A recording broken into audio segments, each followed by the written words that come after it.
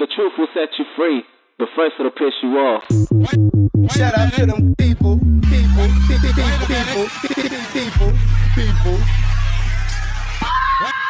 What's poppin' YouTube? Welcome back to my channel. It's your girl Dope Ass Panda, and today I'm going to share with you guys how I did this half up, half down top knot sew-in featuring Cexxy hair. They sent me 3 bundles of their Indian raw hair in the inches 22, 20, and 18, and y'all, these bundles were so poppin'. It's been a minute since I received hair that I absolutely loved, and guys, I would highly recommend this hair. It was just so like silky and just so beautiful, so shiny, and initially I thought the bundle was thin, but it's just the way that it was wrapped, like, because it's kind of you know how usually when you get bundles it's like rolled, like it wasn't rolled, so it did look thin, but girl, these bundles were not thin. And just look how beautiful it looks. Like, I absolutely love this hair. Oh my god. So to do the sew-in, I started out by sectioning out where I want the ponytail to be, and then I'm also leaving my edges out, and I like to do that because when the wind blows, I don't want my tracks showing, okay? I want people to think this is my natural hair, so I always leave out my edges, and it also prevents them from just being pulled out from the tension as well. Next, I'm going to section out a small area around where I did the part for the ponytail, and this part is going to be covering the tracks, and I do like to do it separately because it gives me a better idea of where my ponytail is going to be, and it also helps me make sure that I'm taking out enough hair to cover up the tracks.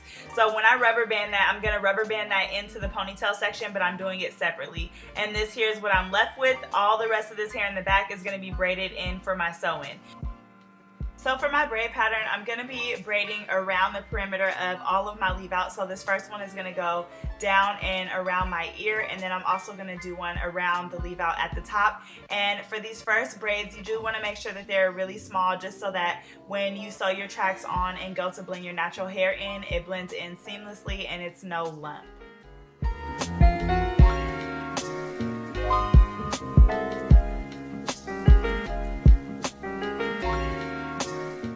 So here I'm just showing you guys what those first braids look like, and the rest of the braids for this braid pattern are actually going to be going straight back, and I'm pretty sure you guys have seen this braid pattern before. I'm going to be taking the ends of the previous braid that I did before and adding it into the current braid that I'm doing. So here you can see me braiding straight back. I'm going to go ahead and grab the end of the braid that I did before, and I'm just going to pull it up and add it into the braid that I'm doing. And I'm going to do this all the way until I reach the other side.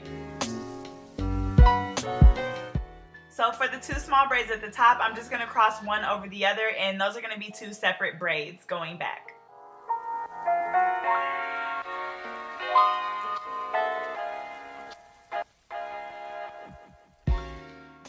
So once my braid pattern is completed, I go in and moisturize, and I'm using the Jamaican Mango and Lime No More Itch Growth Spray, and I love this spray. It just relieves the itch and also moisturizes my scalp.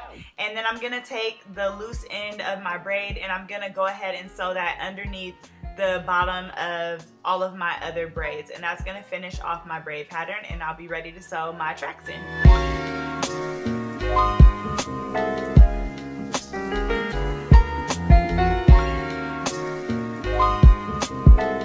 So I was actually able to fit pretty much 2 bundles in the back of my head, and that's what I wanted. I wanted it to be pretty full.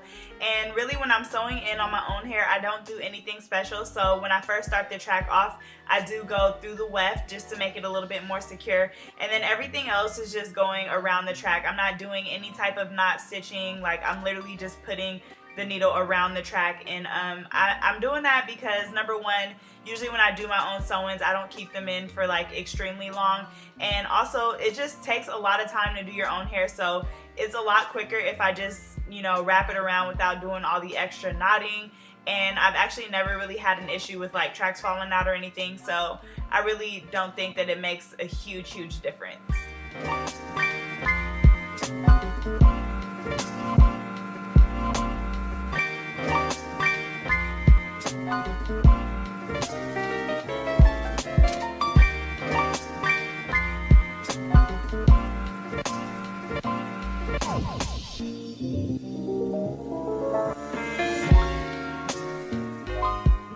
When I was done sewing everything in, I did have like maybe 6 inches of my bundle left, so I did cut that off, and then I'm just showing you guys how flat my sewing is laying, and I absolutely love it.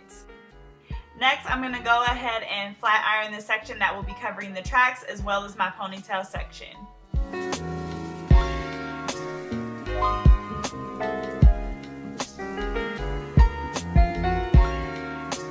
So once I'm done flat ironing that type section, I'm going to go ahead and put my ponytail section in a ponytail, and I'm using a dime size amount of the Murray's Edge Wax, not the Extreme Hold, and I'm not going to be using any gel because I want this to be super sleek, and if you put anything that's like water based, my hair is not like texturized or anything, so it'll just wave up. So I only used a little bit of Murray's Edge Wax. Then I'm going to go in and do my edges, and I'm using Hicks Total Transformations Edge Control and just a small edge brush. And I'm not like super fancy with my edges, but I did kind of want to give them like a couple of little swoops and swirls just to add to the style. To hold my edges down, I go ahead and spritz it and then tie it down with the styling strip. And I'm going to leave that styling strip on as I do the top ponytail just because it's not in the way, and it'll allow my edges to get to be held down for a little bit longer just to help them stay. So to do my ponytail, I'm taking a small section of the ponytail hair that is at the end of the track, and I'm going to start by wrapping that around the base of my ponytail.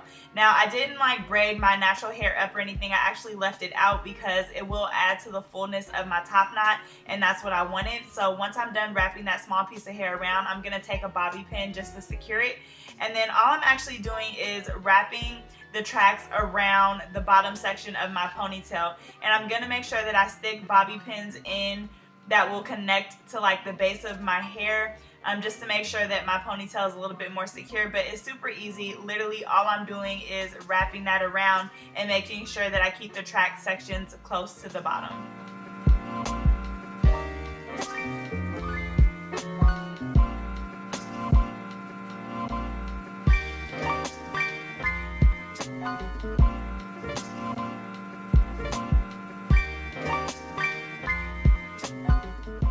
When I get to the end of the track, I'm going to do the same thing I did in the beginning. I'm taking just a small piece of the actual hair and I'm wrapping it around the base of the ponytail and just making sure that I secure that once again with the bobby pin, and that'll make sure that my ponytail is on and secure.